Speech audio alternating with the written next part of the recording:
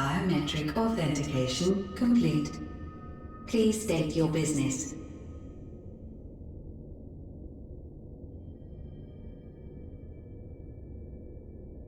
Acknowledged. Reinitializing Circus Tower systems. Searching for Elpis entity.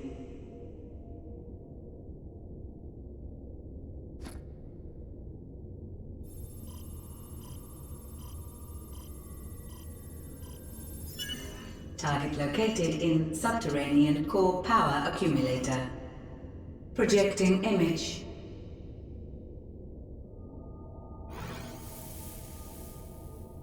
My home. My friends.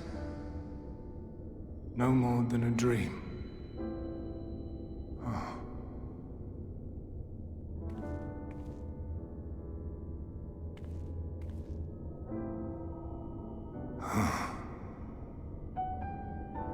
You. Why have you awakened me? I no longer sense those places beyond, or Lord Zodiac. You must explain all.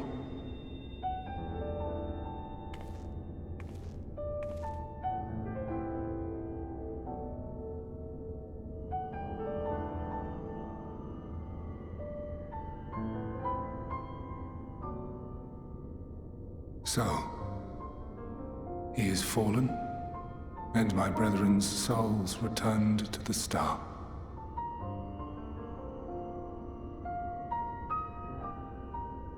The doom we sacrificed so much to prevent is come again. Old burdens now yours to bear. But if this is Fandaniel's design, then I, as Elpis, have a duty to fulfill. Your unsolicited act has restored to me some few memories of the convocation. Such knowledge as I have, I will share.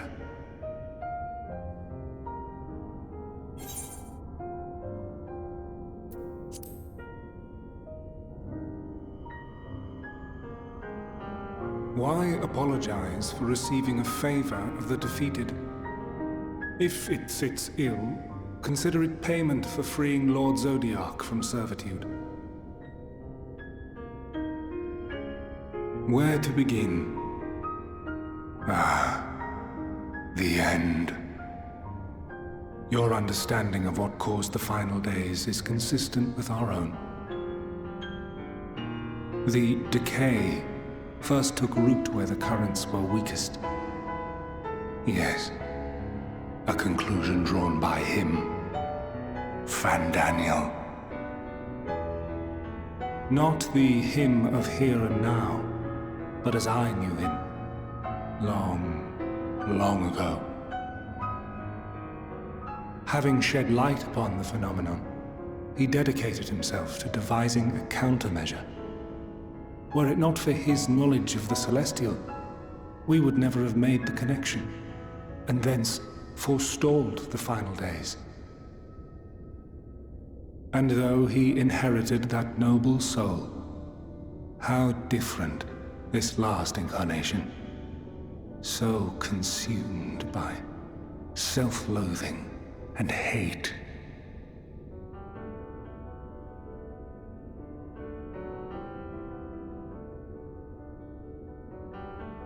Elpis. Yes, the name is familiar to me. Yet I know it not as a flower, but a place. A testing facility for determining which of our creations were fit to be released into the world. Many worked there, and before joining the convocation and assuming the title of Fandaniel, he was their chief. He was Hermes.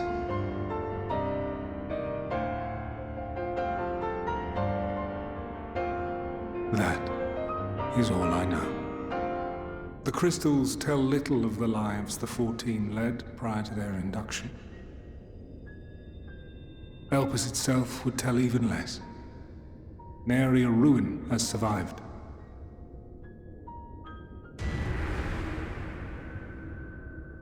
Wait. I saw you there. In Elpis. No. I did not. But I did. I did. A lingering trace of impossibility. And a truth that fills my heart.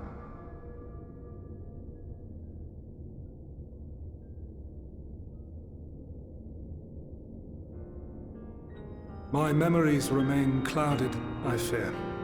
However, they have revealed to me one possible course. You must travel to Elpis, to the time when Hermes served as its chief. In glimpsing the Exarch's memories, not only did I make his summoning magic mine own, I also mastered the workings of this tower, which, having absorbed my empowered essence, now harbors an abundance of energy.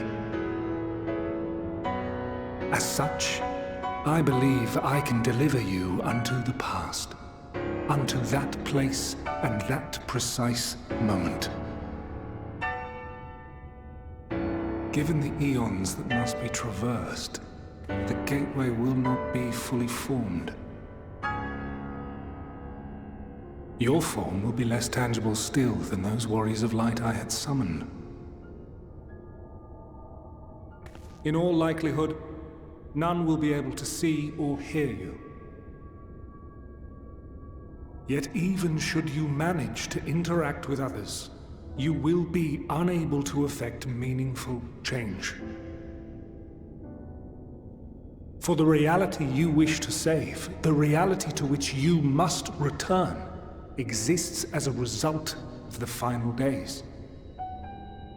You cannot reshape the past to undo the tragedies of the present.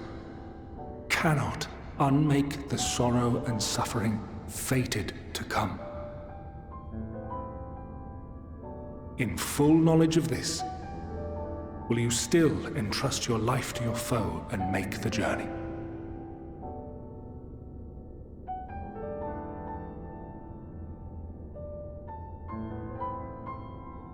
Very well. I shall cast you unto the river of time. Let this be my final act. You must input the commands. I no longer have the authority. First, you must reconfigure the systems, that the tower's ether may be channeled for the magic.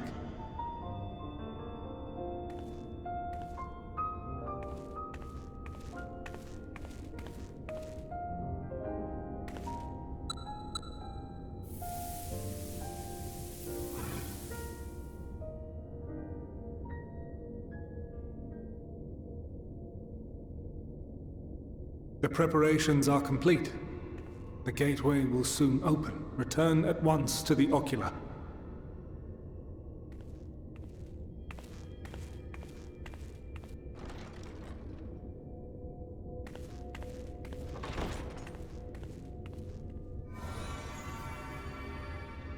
All appears to be in order. The ether flows unimpeded. The magic should consume every last mote of my essence. Why are you surprised? Did I not say that this will be my final act? Lord Zodiac is no more. There is nothing for me here. The ones I love and long to see again are waiting in that promised land, beyond memory and dream.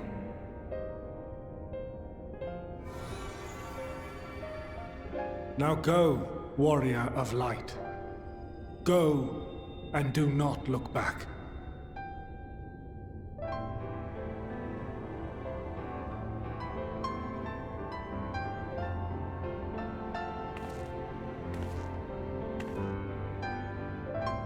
Well, Heidelin, I take my leave of you.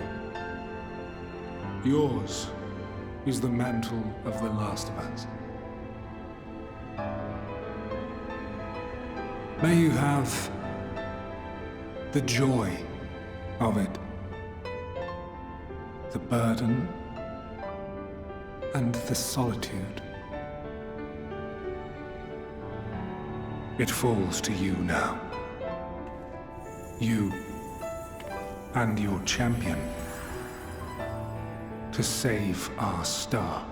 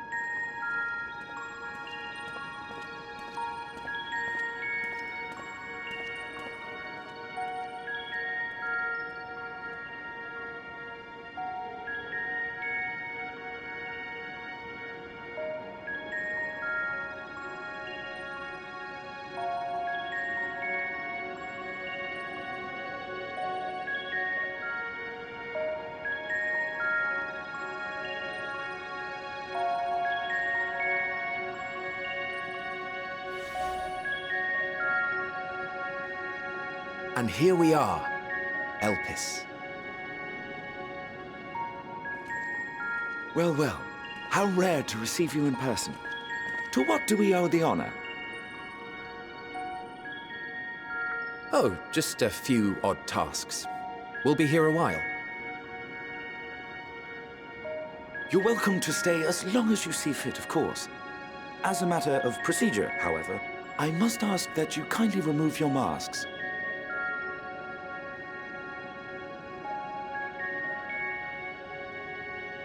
Come now.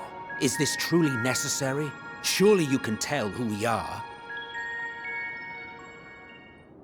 Who you are, perhaps, but I am far less infamous. Regardless, if we do not follow protocol, 'tis our hosts who would be held accountable. So, please, do favor us with your handsome face.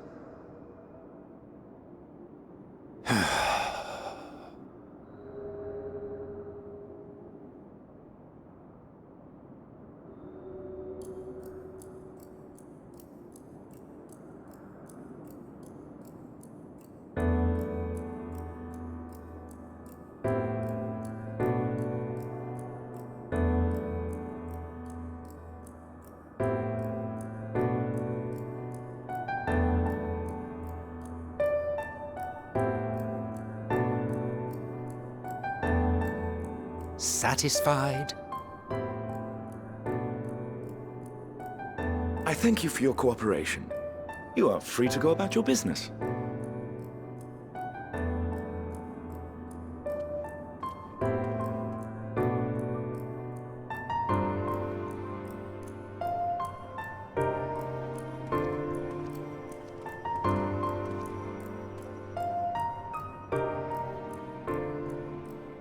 By the by, you see it too, yes?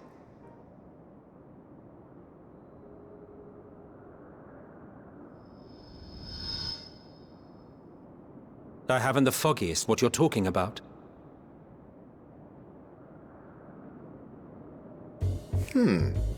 That's odd.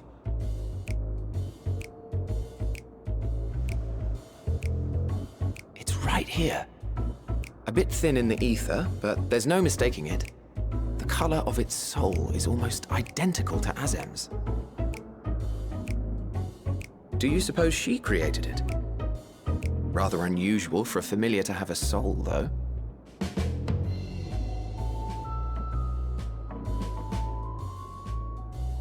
Don't ask me. All I know is that it's trouble. Doubly so if it's her spitting image. So let's leave it be. Come now.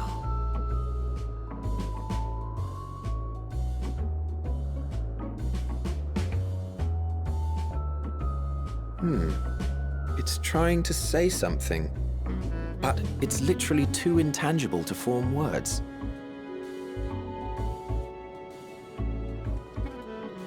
Why don't you give it some ether? Spare a snifter of your bounteous reserves.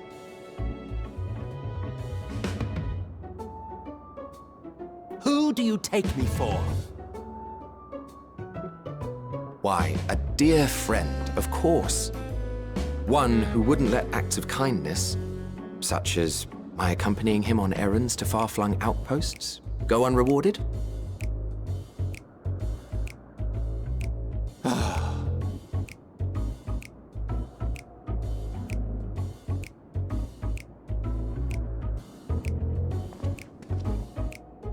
I suggest you close your eyes, or this may be unpleasant.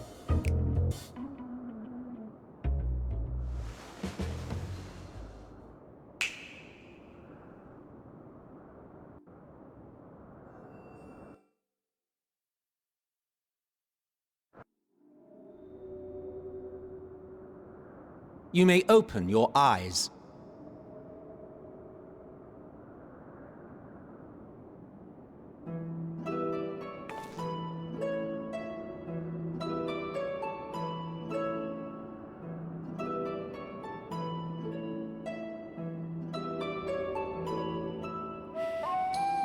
Oh, you even adjusted its size. The better to indulge your whim. This way, it will be easier to communicate. How very thoughtful of you.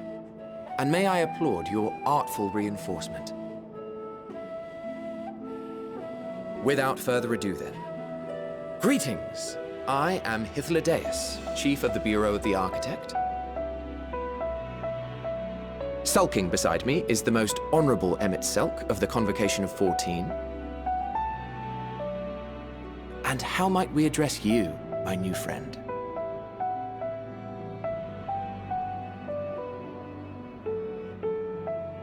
A fine name. And I'm pleased to see you understand our words.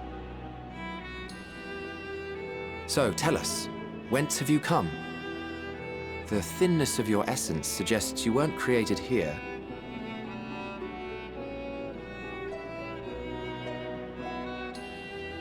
You do not know?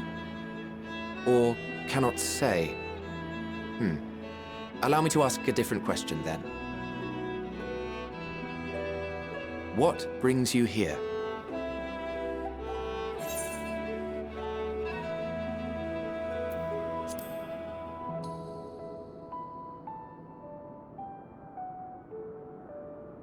Well now, the same as us.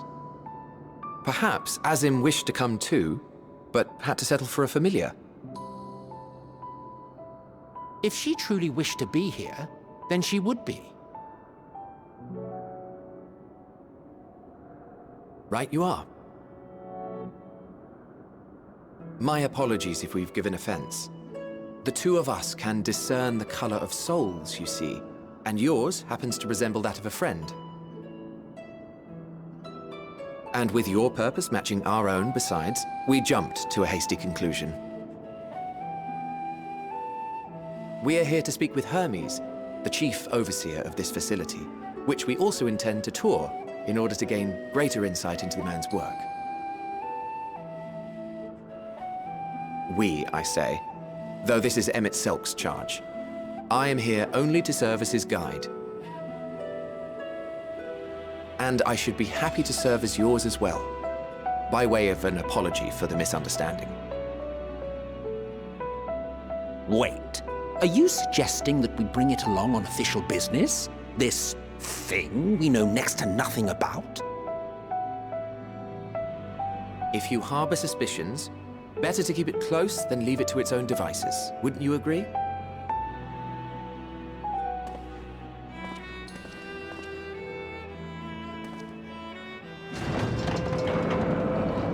Besides, having a mysterious life form in tow is the norm rather than the exception here.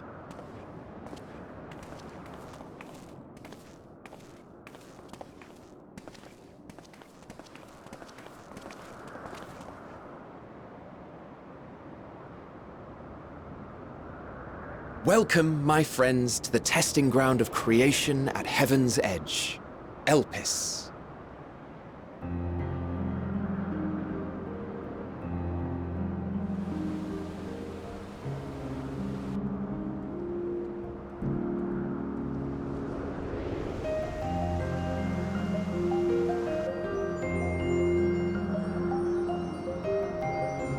This presence.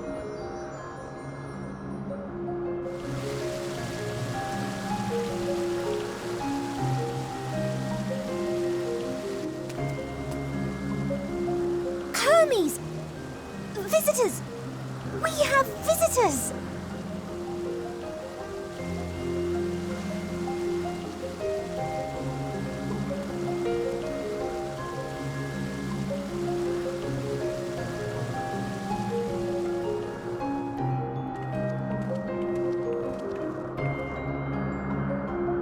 What secrets are you hiding, I wonder?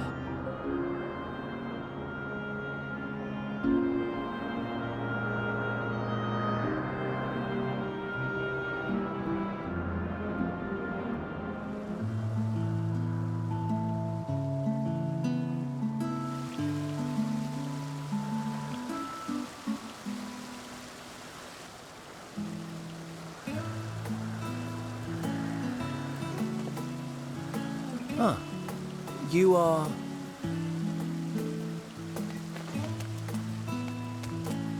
Oh!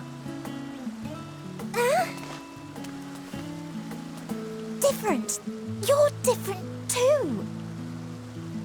You and me. We're alike. Friends. I want to be...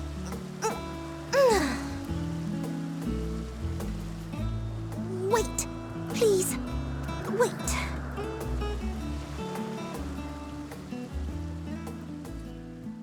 Greetings and salutations.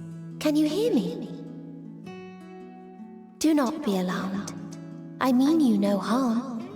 I wish only to hear your words, share your feelings, and know your thoughts. May we please be friends?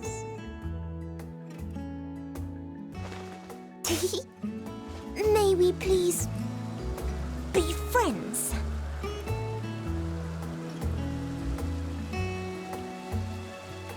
Ah, I see you found him.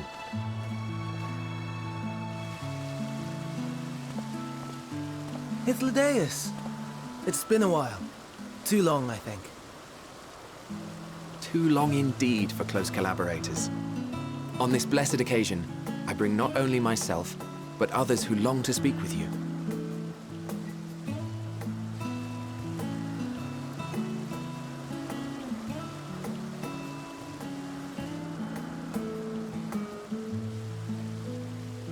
You were of the convocation. Emmet Selk at your service. Do I have the honor of addressing Hermes, Chief Overseer of Elpis? You do. You have traveled far for it.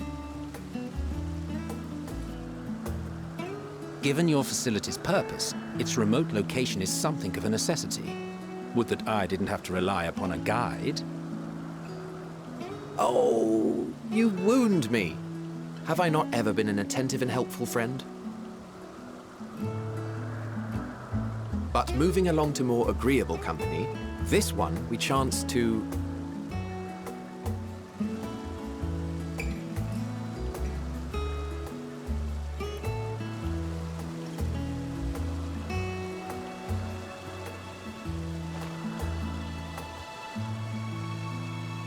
Well, you certainly have her attention. Is she one of yours, Hermes?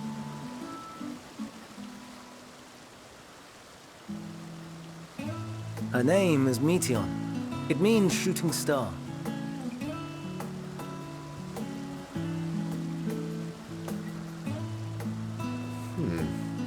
If I may make an observation, her ether is terribly thin. I fear she might dissipate at any moment. Nor do I believe you've made a submission to the Bureau. I would remember such a concept if you had. I haven't, as you say. I judged it too early. She's a pet project of mine, still undergoing preliminary testing. But rest assured that I will attend in person ere long. Very well. Being an authority on flying life forms, I appreciate that you are exacting in your work. I shall look forward to your submission. If we have finished with the perfunctory chit-chat, I would discuss official matters. By my coming, I trust you already anticipate the subject. I have an inkling, yes. Please wait to the main building yonder. I shall join you as soon as I've returned these creatures to their homes. What's wrong, Hermes? An amystoma is missing.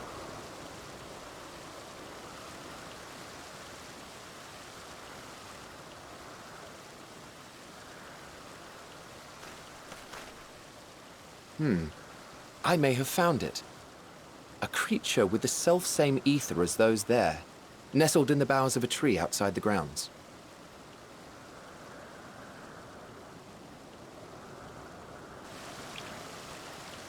You're saying they can climb with their sorry excuses for limbs?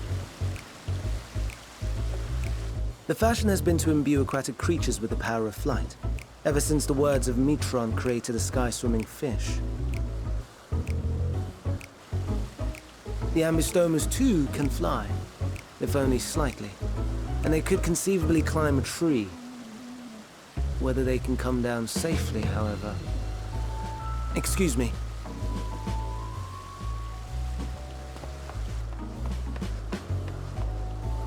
I'll help, too!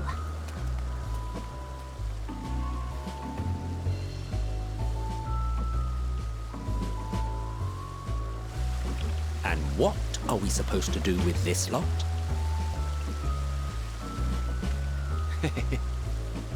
May I suggest we split up?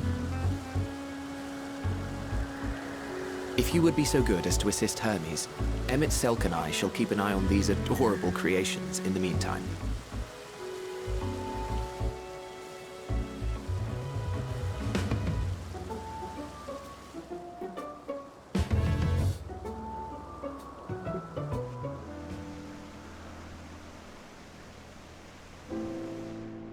This appears to be the place. And here is where we part ways. We will be discussing highly sensitive affairs. Only a select few may be privy to such knowledge, and that does not include someone who cannot or will not divulge their origins.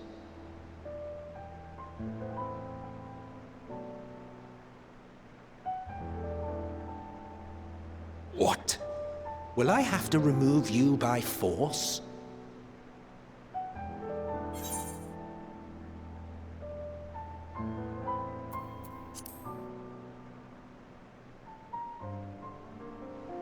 Let's hear them then, these reasons of yours. Who knows? If I deem your mysterious cause worthy, I may even be inclined to offer my assistance. I do not object to her attendance. Hermes, this is highly irregular. Perhaps, but I believe she can be trusted. Meteon would not have taken to her so quickly otherwise. Moreover, the presence of a third party may help me to maintain composure.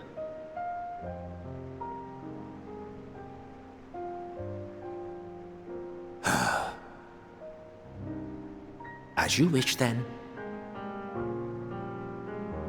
Behave yourself, do you hear?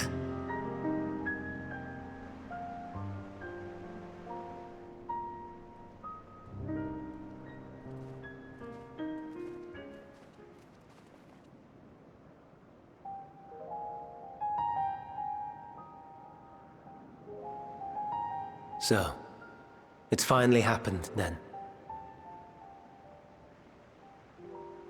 Aye. Van Daniels declared his intention to step down, and named you as his preferred successor.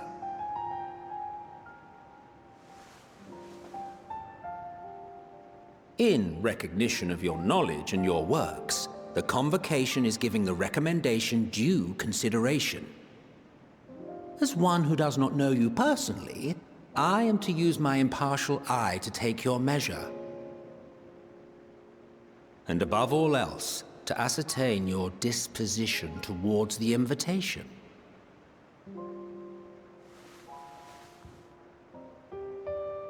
I understand that you and Van Daniel are close.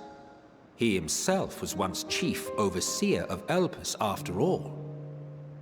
I should not be surprised if you knew before anyone else that he wished to relinquish his office. I did. He told me that when he fulfilled his purpose, he wished to pass the torch to me. A torch you seem none too pleased to accept. Are you so averse to serving on the Convocation? No, it's not that. For a humble researcher like myself to even be considered is an honor beyond words. No. What troubles me, what I struggle to come to terms with, is the very fact that Van Daniel is stepping down. Does this not mean that he will return to the Star?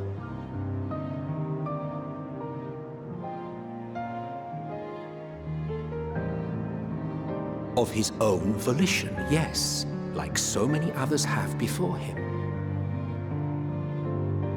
Return to the Star?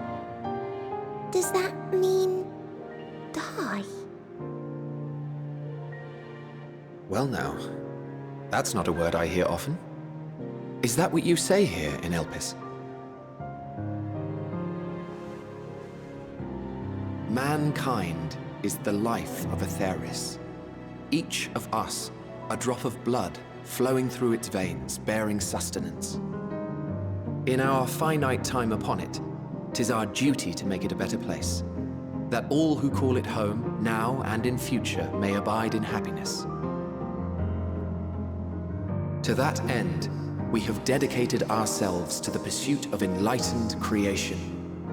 And by our efforts did we transform this once untamed wilderness into the peaceful paradise you enjoy today.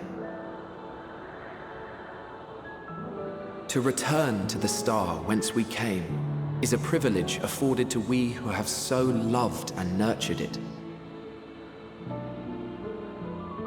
A choice embraced by those who have lived their lives to the fullest, in service to our world. And when they depart upon this journey, it is beautiful, always. The 14 are no exception. 'Tis believed no occasion is more felicitous than the fulfillment of one's duty. Our office becomes our lives, and to retire is to return, or so the majority of us hold. Some few have elected to eschew custom.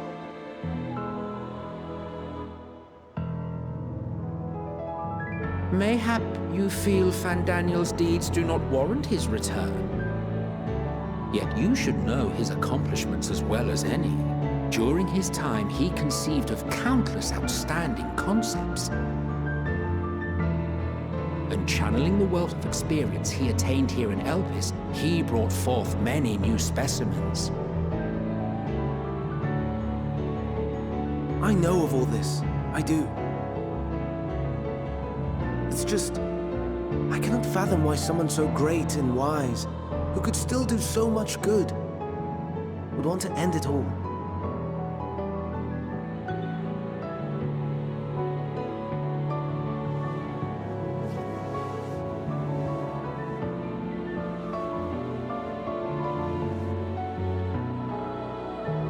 Oh no, I've made her upset. Forgive me. I know I requested your presence. Might I trouble you to take Meteon outside? A change of scenery would do her good.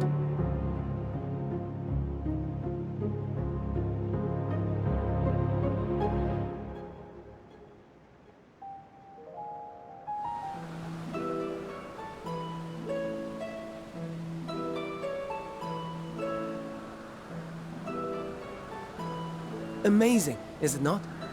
The Ampelos, one of our newest subjects.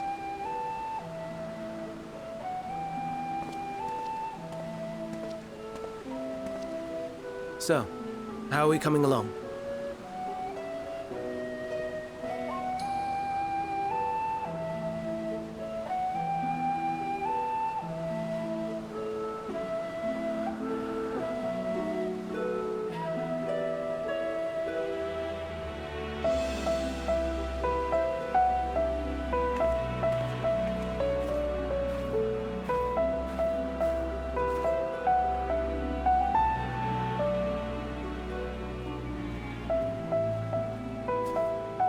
This place is Elpis. Those flowers. Elpis. Entelekis. Like me.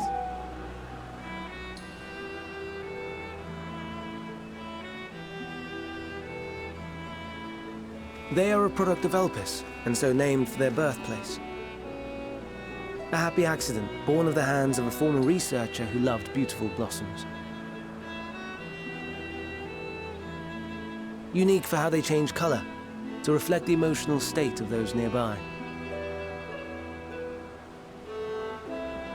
Though be it here or elsewhere, they are seldom seen in any hue save purest white.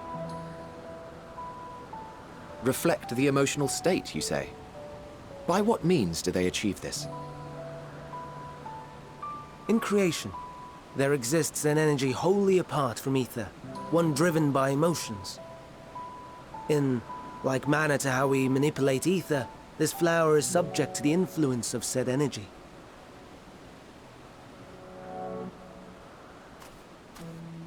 While it has no will of its own, it is sensitive to the prevailing emotion in the vicinity, and reacts by altering its color and vibrancy.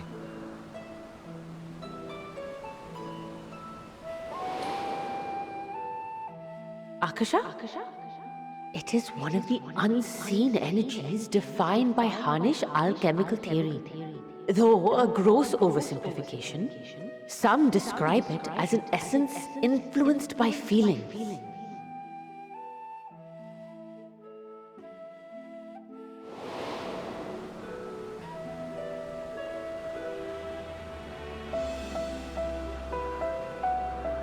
Akasha. Though I'm not familiar with the term, your description suggests it is the self-same energy. Dynamis, we call it. And those entities like the Elpis flower that have the ability to interact with this energy, converting emotions into tangible phenomena, are Entelekis. That's me! That's me! An Enteleki! That you are, my dear. And no ordinary one at that, but the first possessed of free will.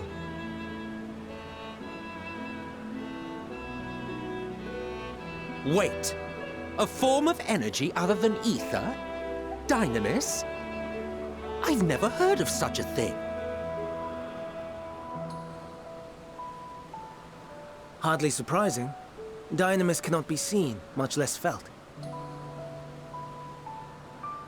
And though its existence has long been theorized, we had no proof until the flower's serendipitous creation. What's more, Dynamis is far weaker than ether.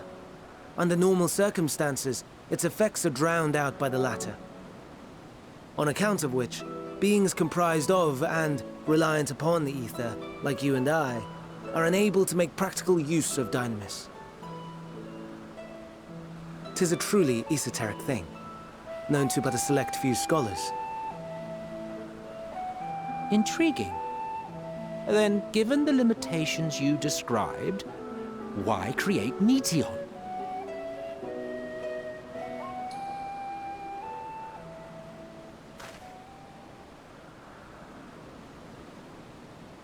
Our star, Aetheris, is especially rich in ether, so much so that its name is derived from it.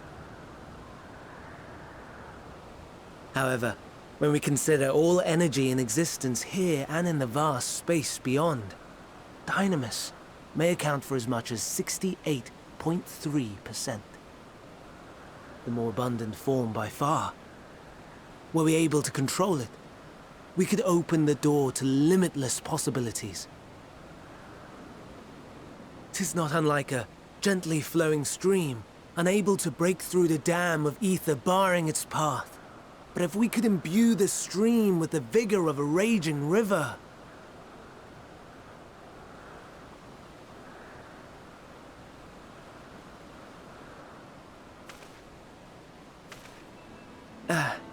Not that I have such grand ambitions. Nay, I merely wish to create a being that could traverse the great expanse.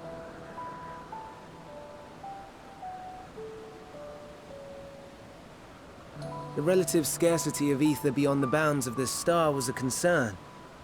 And so, I looked to another source of energy by necessity.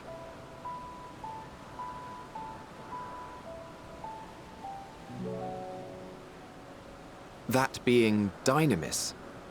No wonder her ether is so thin. Precisely. Yours is thin too. Like an entelechy. Like me. So... are we the same? Entelecchies.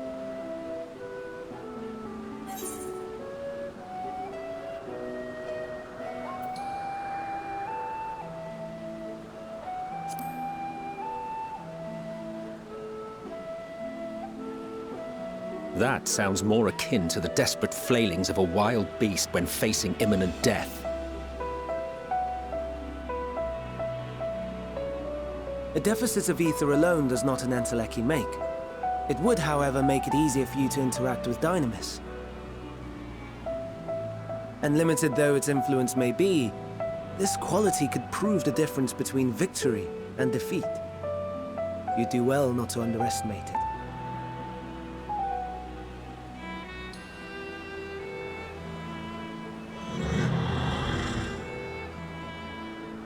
Oh dear. I'd forgotten about the poor fellow. You must excuse me a moment while I go and verify a few more things.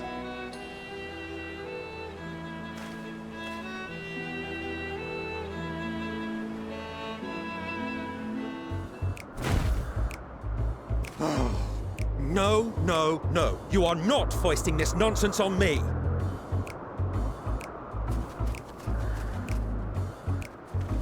I'm given to understand you have the power to help the Charybdis, and should be quite willing to do so. And so I appeal to your better nature, most benevolent Emet-Selch. Please teach her to fly. Or else Hermes will transform. Right now.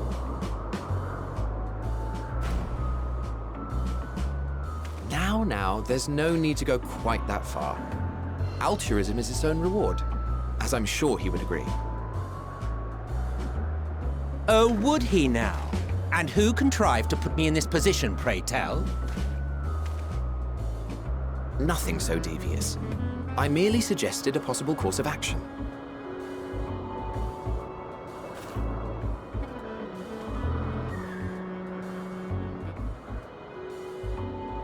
Please, Emet-Selch. Please.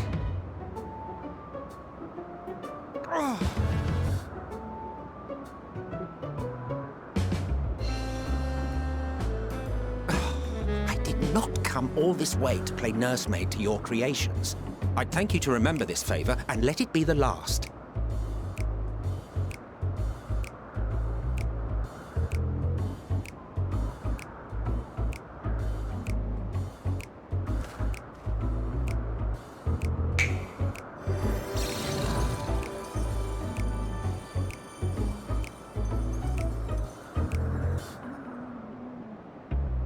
I will aid it once it has taken to the air. It falls to you to shepherd it skyward.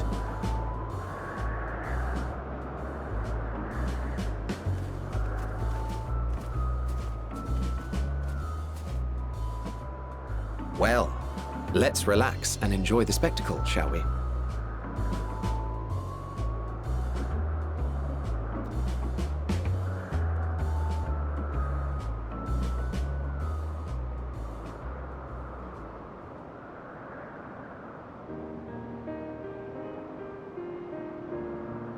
You were wondering why Emmett Selk joined the Convocation. Truth be told, he wasn't the first choice for the office. I was, on the strength of my ability to see ether. But I declined the offer. For though my vision is exceptional, I am pedestrian in all other aspects. Worse even, quite abysmal when it comes to manipulating ether, for example. Couldn't transform even if I had a mind to do so. What good is the ability to perceive a problem if one cannot act to address it? Emmett Selk has no such shortcomings. He excels in vision and manipulation both, the latter to an extraordinary degree. If there is a mage more powerful, I do not know of them.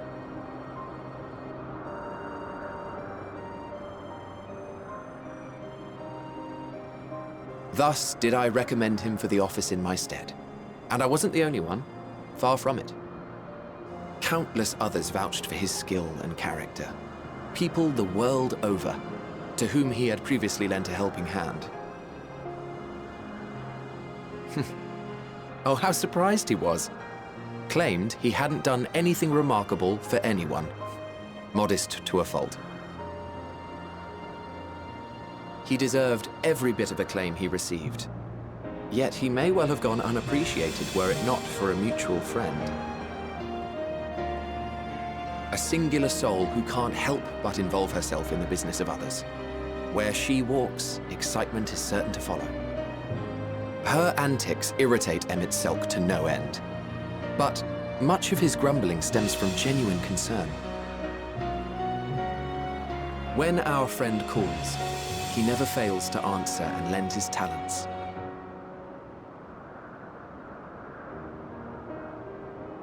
And in the course of doing so, he himself came to be recognized and respected by those around him.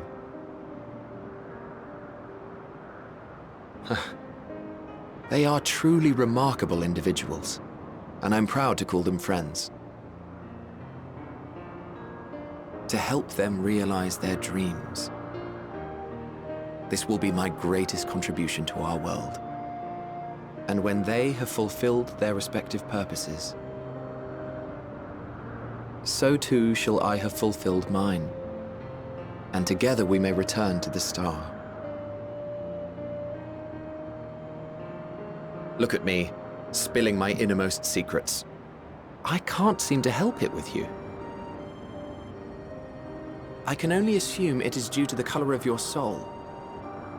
I just don't understand how you can be so alike and yet so different.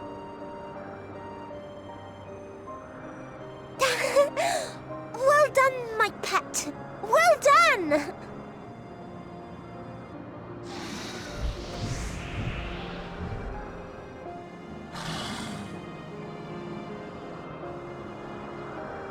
Ah, yes. I dare say the Charybdis will be fine here on. Why don't you go and signal to Emmett Selk? Let him know that his arduous task is at an end.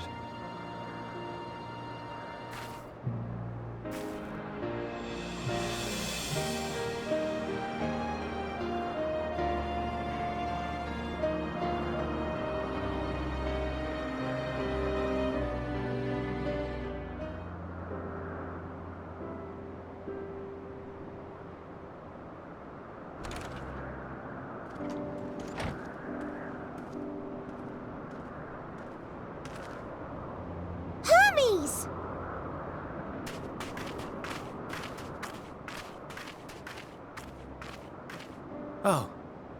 You were waiting for me.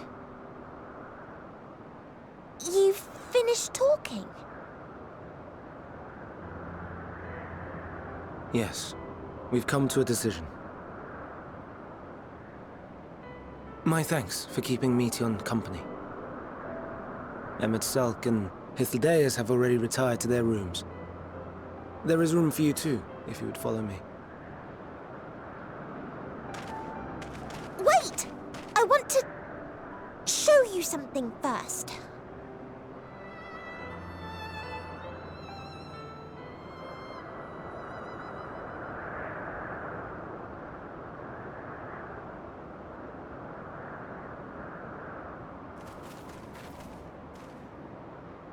Elpis flowers?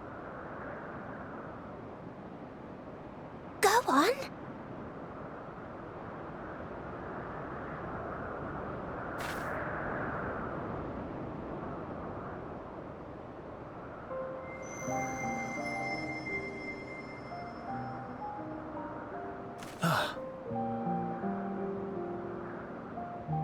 You're not the only one, Hermes.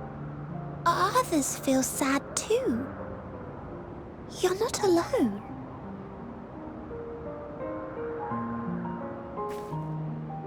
I see Meteon has shared much with you.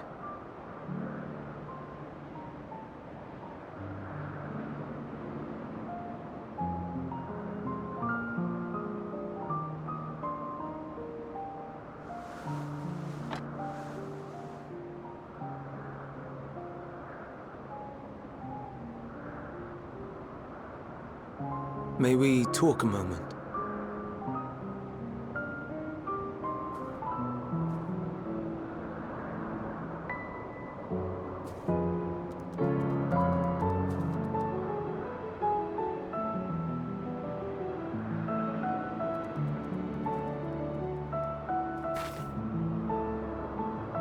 I do not think it wrong that we live for the star, that we strive to make it a better place. And yet, in carrying out my duties here, there are times when I am plagued by doubt. Do you recall what Hythlodaeus said when we first spoke of my nomination? Death is the privilege of those who have fulfilled their purpose, a choice they embrace of their own free will, and when they depart, it is always beautiful. Perhaps it is. But only for man. Creations that he deems useless are discarded with nary a second thought. Some scarcely born into the world, afforded a handful of breaths before life and potential are abruptly extinguished. We make an effort to spare them the pain, but they sense what awaits. Rage and anguish and cower and fear. And it is not beautiful. Yet no one cares. No one. So fixated are we upon the duty that we do not pause to question the method. Pain and suffering, confusion and despair, writ plain in the eyes of those poor creatures. Yet no one sees. We turn a blind eye and carry on in blissful ignorance. Not amiss. And always, always the blossoms shine pure and white. A contradiction so blatant I could scream, want to scream. How can you all accept this aberration? Then I wonder, am I the aberration for thinking thus? And I'm filled with dread. But now I know I'm not alone. Not the only one for whom the flowers weep. I won't ask what you thought as you kneeled beside the Elpis, or if you only did it at Meteon's insistence. Nevertheless, I thank you. To know that you too have experienced suffering. is a comfort.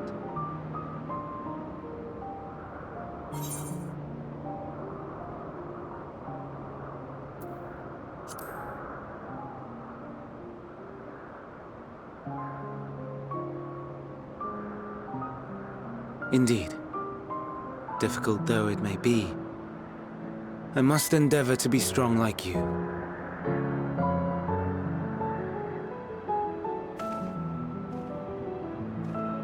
The stars in the heavens.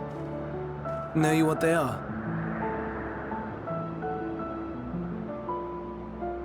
Though it is too far to tell, each glittering light could be a world not unlike Aetheris. A world filled with life. So many stars, so many lives. For us, there may be no higher purpose than to live for our world. But what of the other living beings out there? What is it that gives their lives meaning? That drives them day after day after day? To pose that question to our undiscovered cousins, I created beings of dynamis, who can traverse the vast emptiness between the stars. Meteion and her sisters. Aye, sisters. She has a great many of them. And they have already departed on their journey, traveling to one star and then the next in search of life. As one might expect, exploration on such a grand scale is rife with difficulties, and thus far I've naught to show for it. But I have faith that we will make some manner of discovery ere long. And when we do, I should be glad to share our findings with you, in gratitude for your kindness.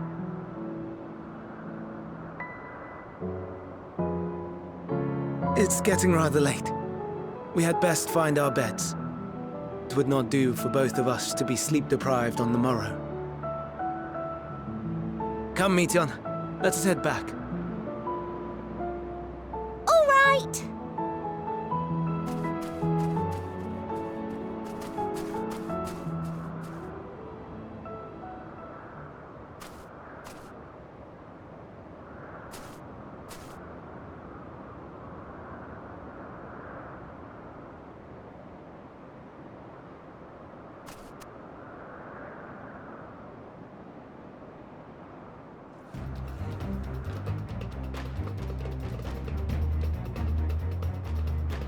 Now.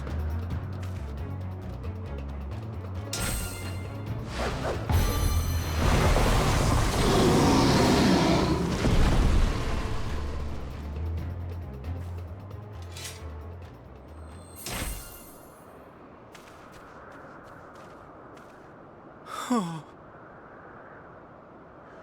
Forgive me. Please, forgive me. May you and your kin find peace. Wherever your souls may drift in the underworld, may you find tranquil seas.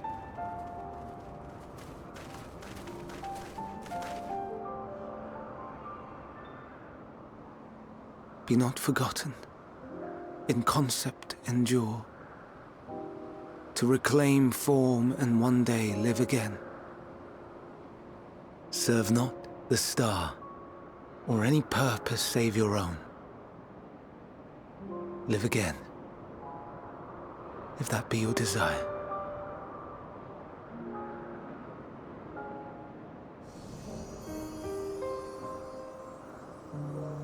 Hate, if that be your want. We are worthy. But leave your suffering behind. Lay down your burdens, be born anew. Fly high, fly free.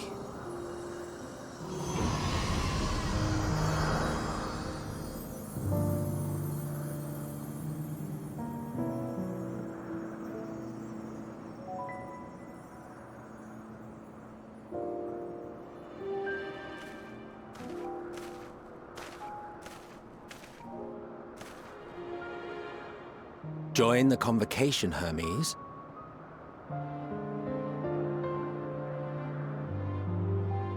You do not belong here. Leave to replace another. To be replaced. It changes nothing. Tell me, do you think it right that we sacrifice all these lives for the sake of the star? And when the star has reached perfection, what then? If all who are satisfied choose to die, shall we all die in satisfaction?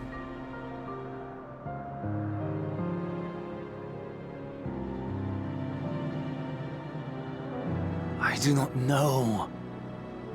Were I to take up the seat of Van Daniel, it would be tantamount to approving my predecessor's death. I do not know if it is right. And to be torn by such thoughts, I do not know if I am fit to represent mankind. Hermes! Please don't be angry. It hurts so.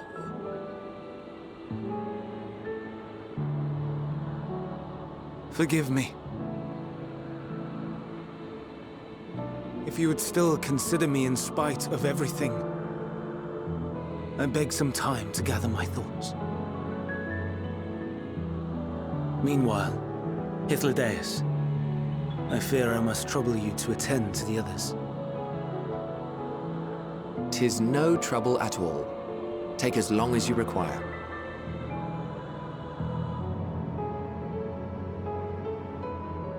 And you, my friend, I pray you find that which you seek.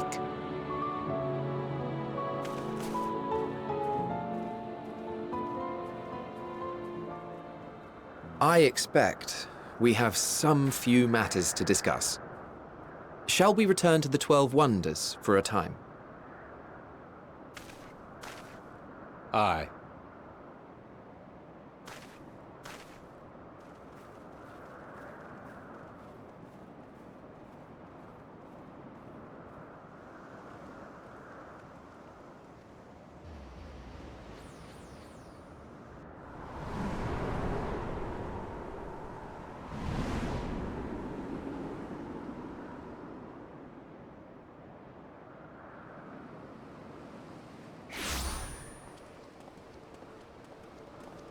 I present to you Calamelios Zephyros. Here you will find a number of testing facilities, as well as the observation hub of Poiton Oikos. Right then. Let's begin by...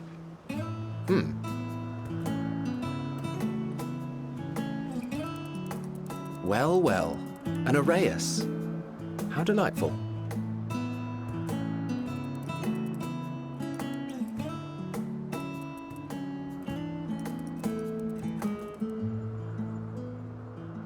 And what, pray tell, is that? Ah, that's a new species of shark. We approved the concept but a few days ago. Sharks are among the most popular sea creatures. Rare is the day when someone does not submit a new concept. At first, they were largely orthodox, consideration given to such things as size and environmental impact. And then a whimsical someone thought to bestow it with flight, another superior intelligence. And then the floodgates burst, concepts with multiple heads, or arms and legs, and so on and so forth. It was getting absurd. A part of me wanted to tell them to go away and find something else to create, but in the end I couldn't deny their passion. And here we are.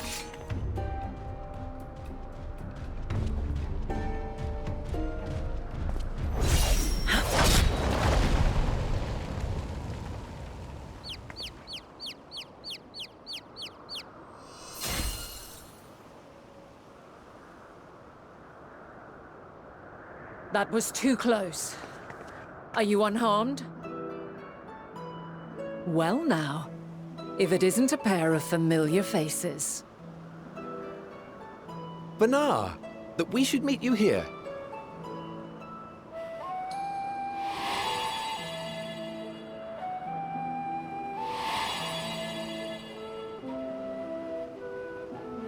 As I mentioned earlier, the better part of the convocation holds that when we retire is when we return to the star. Well, she is not among said majority. Even after stepping down, she carries on with her work. Venat is her name, and she is the previous Azem. It has been a while, Hythlodaeus. You look well. Less so, Emmet Selk. I dare say the lines upon your brow have both deepened and doubled in number. A shame for one so young. You must make an effort to frown less often.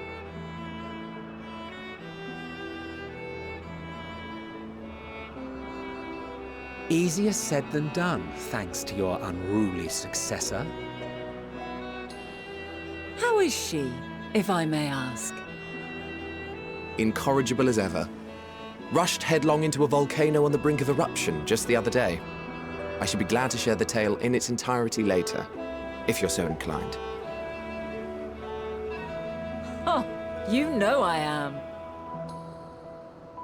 Now then, you are?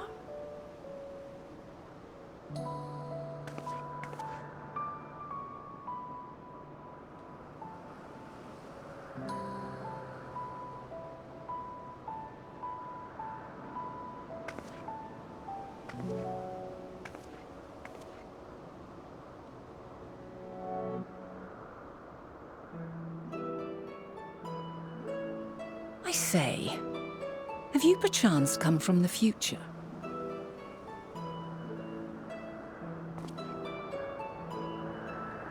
I do not believe we have ever met, yet I sense my magic upon you.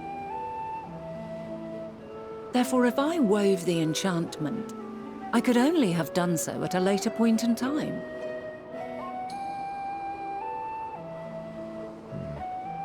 What manner of magic is this, if I may ask? A traveler's ward, of course. It prevents the corruption of one's ether.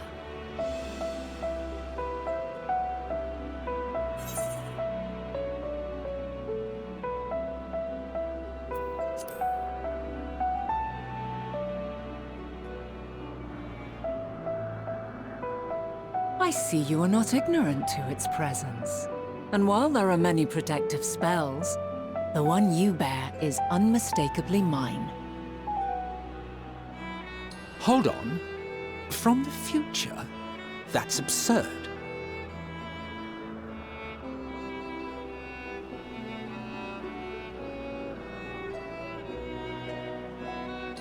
What is it? Are you unable to speak of the matter?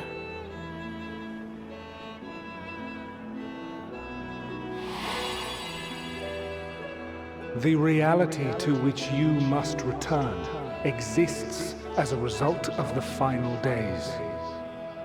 You cannot reshape the past to undo the tragedies of the present.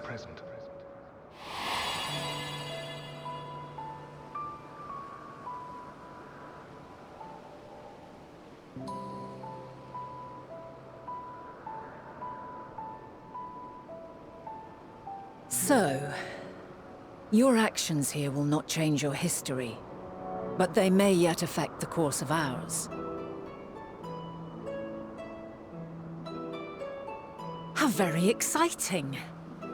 I'm quite fond of delving into the unknown, and there's naught more unknown than the future. Until a moment finally arrives, we cannot know for certain what will come to pass, regardless of our supposed foreknowledge, so you needn't worry for us. More importantly, that you should go to such great lengths as to travel unto the past bespeaks the gravity of your quest. Will you not reveal it to us? Mayhap we can be of aid to your cause.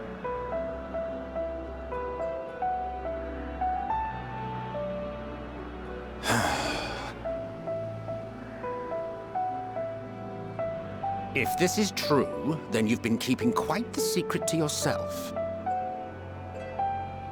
As a representative of the Convocation, I will hear it all. Your identity, purpose, everything.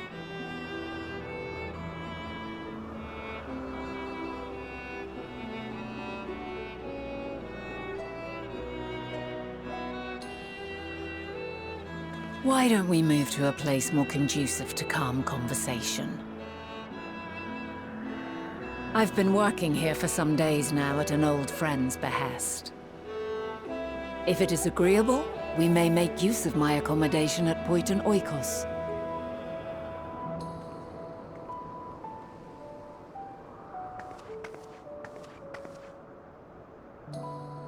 We were meant to meet. I am certain of it. Else I wouldn't have marked you so clearly, and sent you unto myself in the past. It's precisely the sort of mischief I would get up to, and quite inspired, if I do say so myself.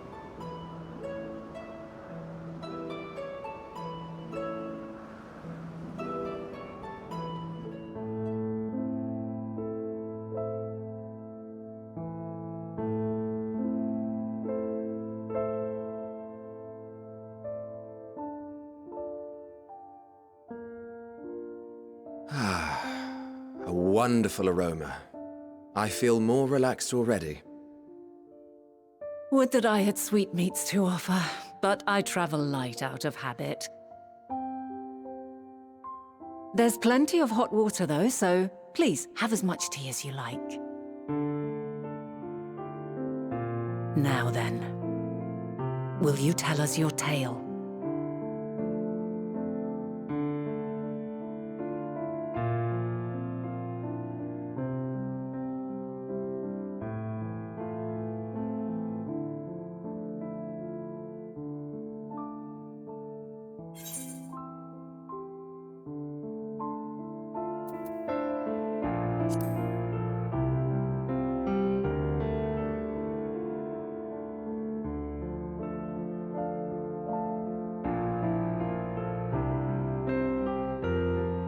Why don't you start from the beginning?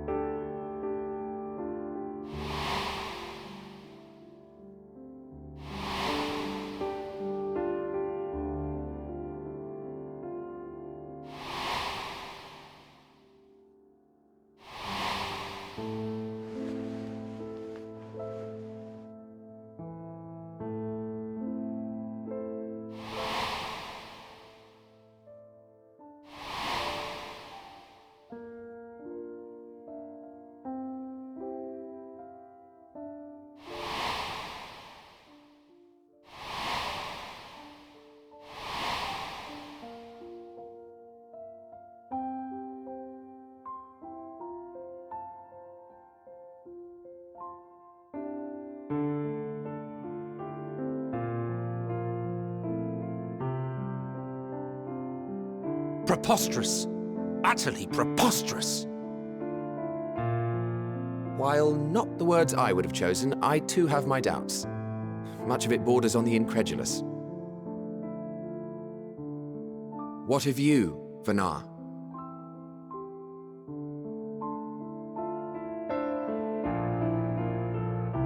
Not knowing the precise details of the first final days, it is difficult to determine the veracity of the tale.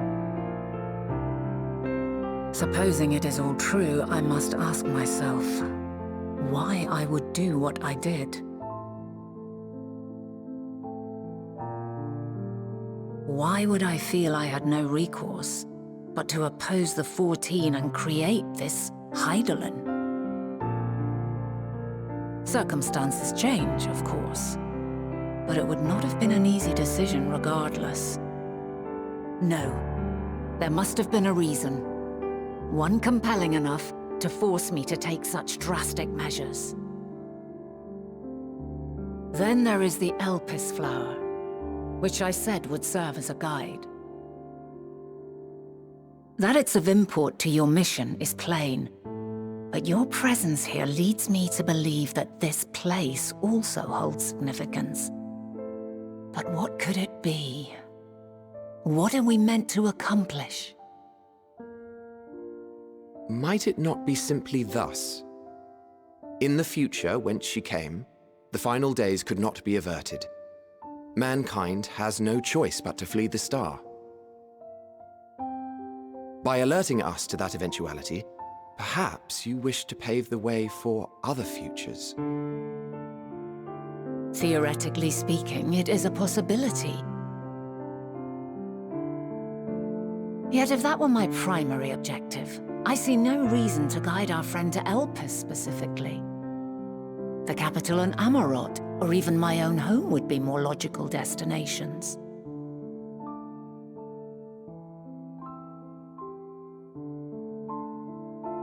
True. I note also that Hydaelyn did not specify a point in time to which she must return. By this, it may be inferred that it was not critical that we should meet. Alternately, she had reason to believe that our paths would converge, coincidental though it may seem. This is quite a puzzle, and we do not have all the pieces. Hardly any, but we do have one immutable fact. If the final days are indeed as described, they will bring death to all that I hold dear. Yet despite being afforded long years of preparation, the only provisions I could make were for flight. Nay, my first and foremost endeavor would be to find a way to forestall the coming doom. Given that even the 14 failed, mayhap you deemed it impossible. Nothing is impossible. This I have always believed. And if Hydaelyn is indeed me, she would believe the same. Listen to yourself. Are you seriously entertaining the notion that you are a messianic figure in some far-fetched tale?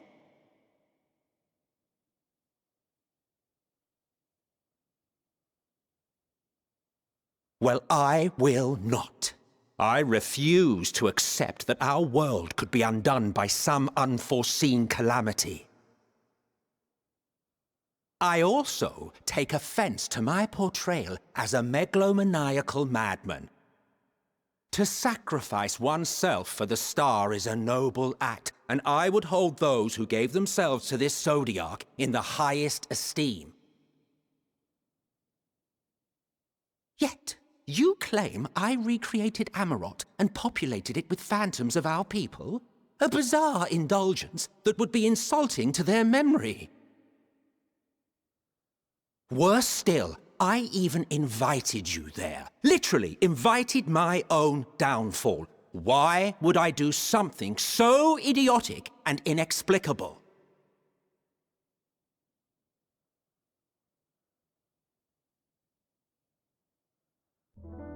Now, I will allow that the hypothetical task of restoring our world would be daunting in the extreme. The thought of having to bear such a burden for 1,000 lives horrifies me.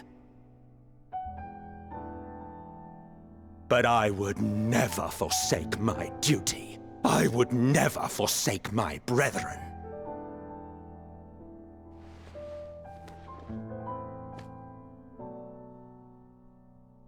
You do not know me. I've had my fill of your fiction.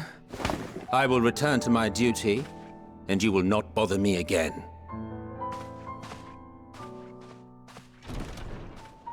Emet-Selch! Wait!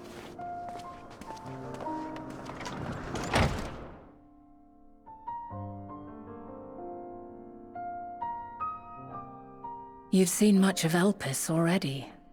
If you have any observations to share, I should like to hear them.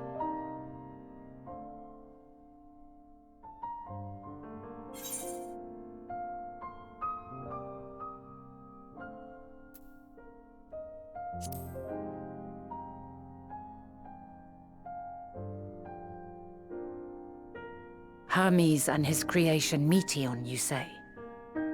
If Dynamis is the self-same energy as Akasha, as it likely seems, then those two may well be at the center of the calamity to come. This warrants further investigation.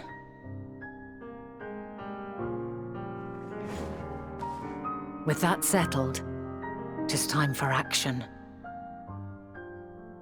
The missing pieces of the puzzle are here, I'm certain of it. And when you find them, the picture my future self has painted will be complete, and you will have your answer. Now suffice it to say, I will aid you in your quest.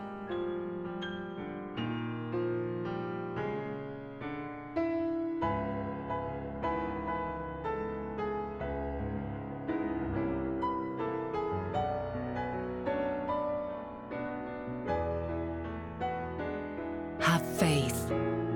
If Emmet Selk is the man Azum described to me, we've not seen the last of him.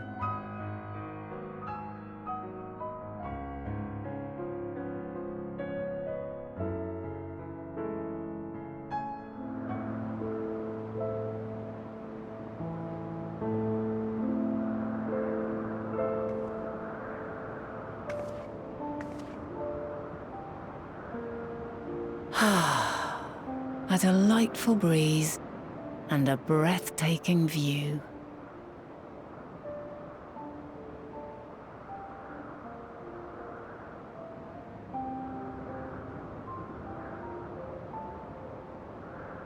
What is it like in the future? Is the world still a beautiful place?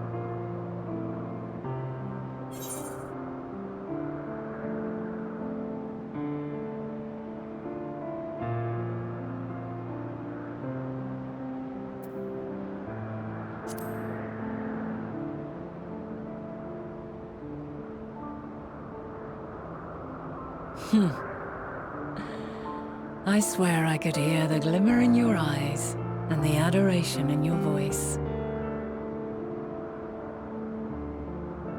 While we wait, will you not tell me about your adventures? Well, not the portentous events which led you here, but the simple delights all your own. By learning about the future world, I may gain insight into future me's plans. But more than that, I have an interest simply as a fellow traveler. Short of going somewhere oneself, there's naught more stirring than hearing another's account.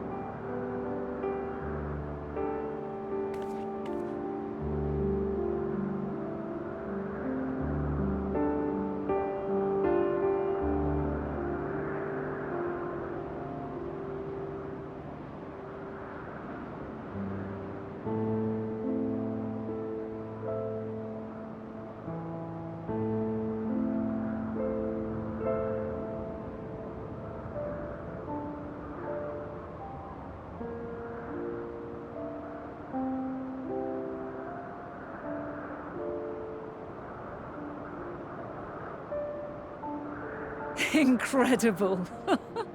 Would that I could have been there to see it.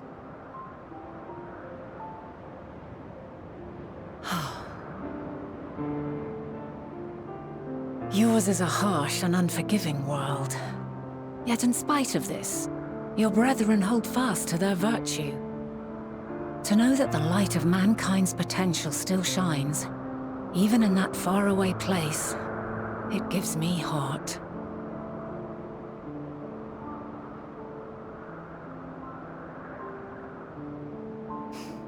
Thank you for regaling me with your tales. I will treasure every word.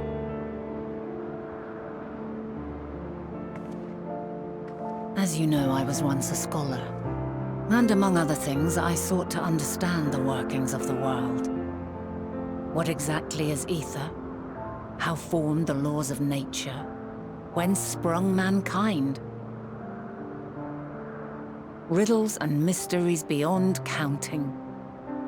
Over the years, I have managed to find answers to some few of them. Yet rather than attain a sense of mastery, the more I understood, the more I came to hold the world and its miracles in awe. We too are miracles, each and every one of us, born of the warm breath of life that traverses the heavens, swirling through eternity. When I fully grasped the improbability of our existence, nothing felt impossible anymore.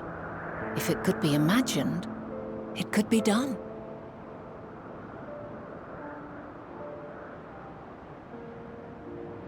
A passion swelled within me, an epiphany dispelling all preconceptions of what was natural and true, and a presence without, immense yet intimate.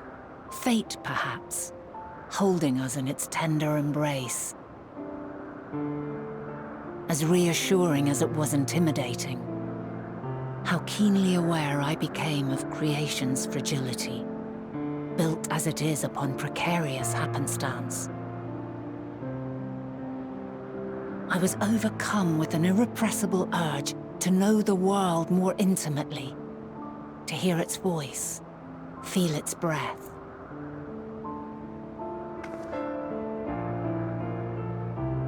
I ventured forth on a journey that very day, so very long ago now.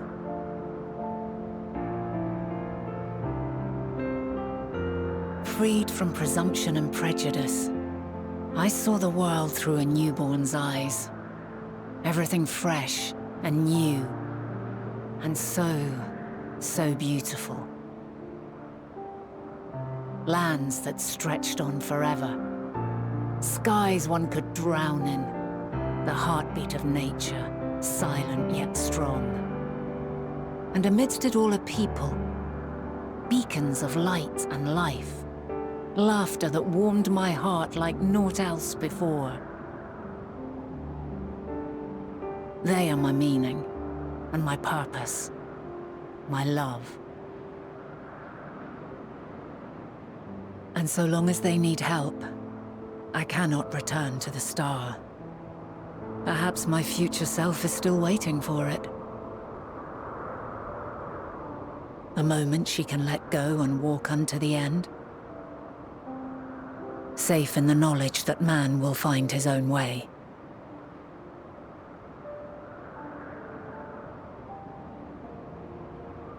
You, who are our future, tell me this. And tell me true. Has your journey been good? Has it been worthwhile?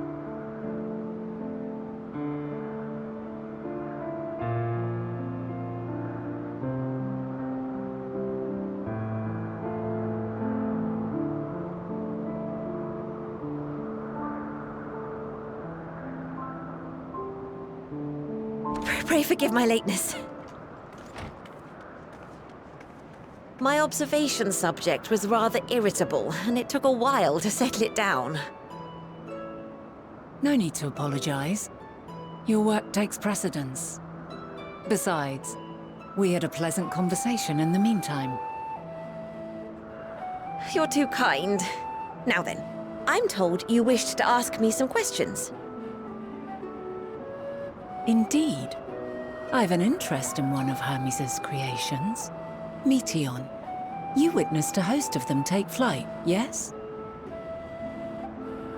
Oh, that! Yes, I did. 'Twas in the dark of the morn. I'd left the Thalassai after nocturnal observation. As I walked along, I spied a bright light climbing high into the southeastern skies. Then, in an instant, it was gone, like a shooting star, only rising rather than falling.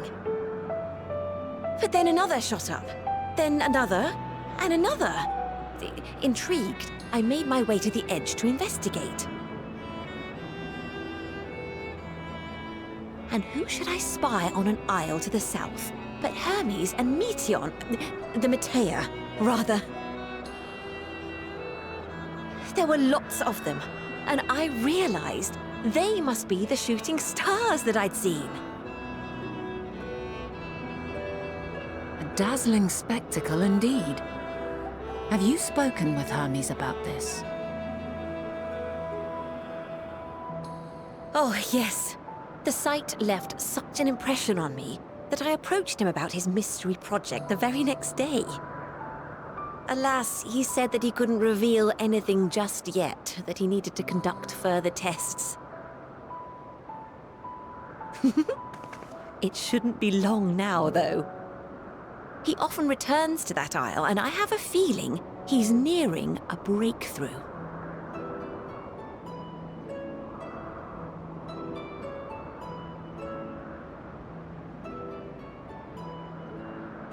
Splendid. We are likewise eager for the details. Well, that is all we wish to ask. Thank you for taking the time to indulge our curiosity. You're very welcome. It's always a pleasure to speak with other inquisitive souls. Oh, and will you be descending now? If so, I shall link the doors for you. Please.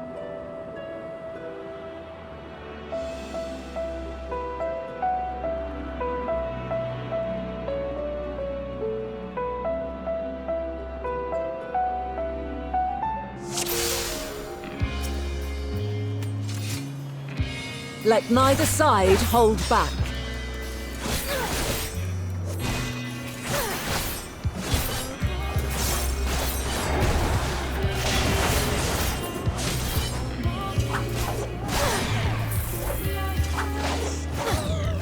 My blade sings!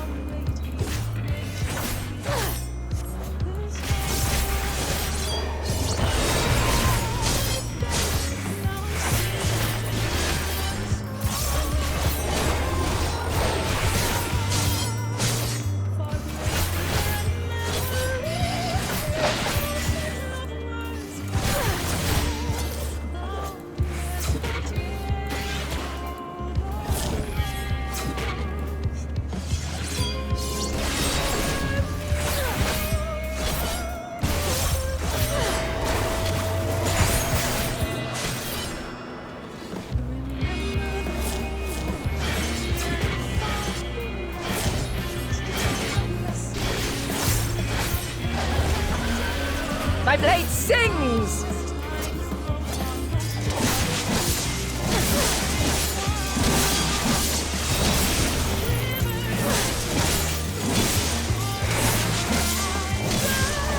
Impressive! I shall have to try something different.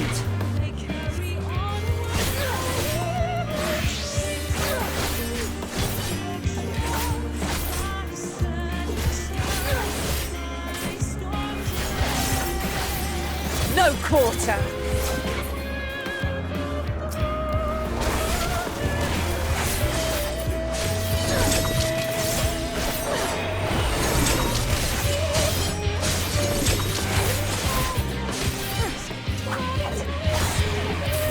Have a taste!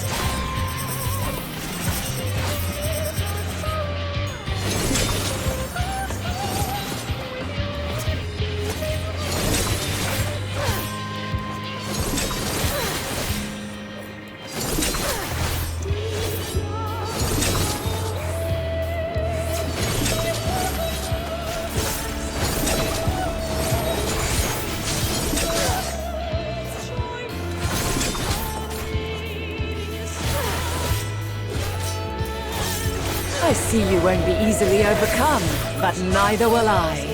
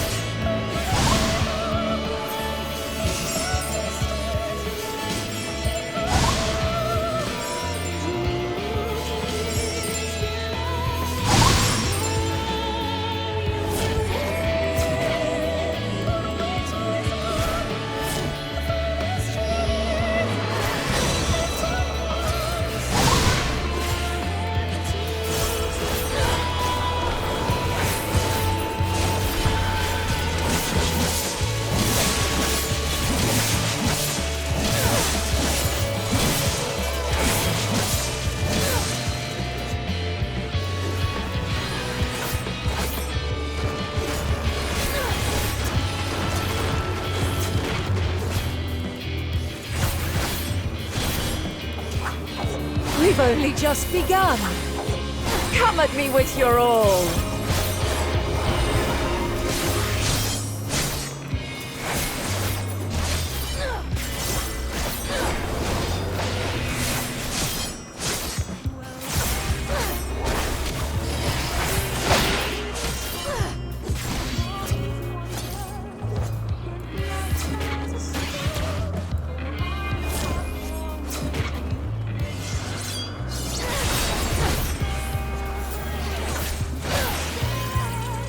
Very well. Let us move to the final trial.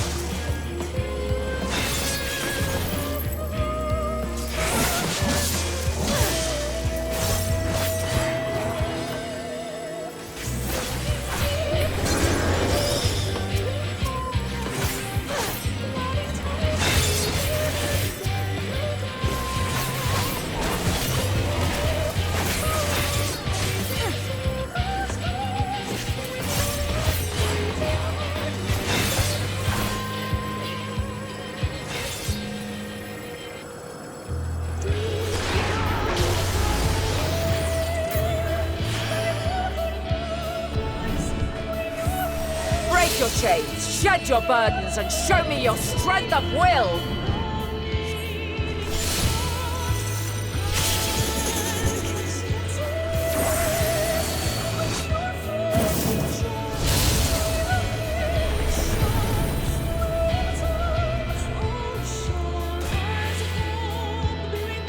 You still stand. The people of your time are more resilient than I had dared hope. I have seen enough.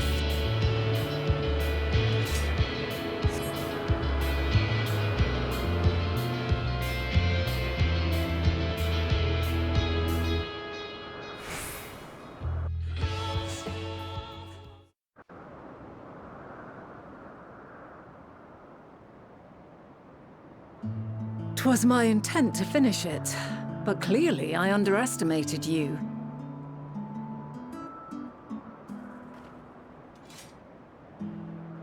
One would think I never learn. I made the same mistake with Azem when we first sparred. Despite being less than half my age, her strength was astounding. As is yours. 'Tis plain you have weathered considerable hardship. Far more even than your tales would suggest.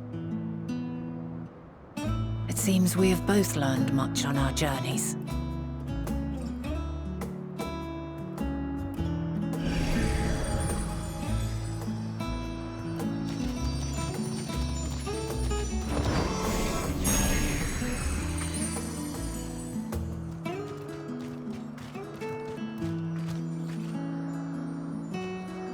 Well now, I dare say he has warmed to you. A boon to be sure. He never forgets his favorites, and is ever eager to come to their aid.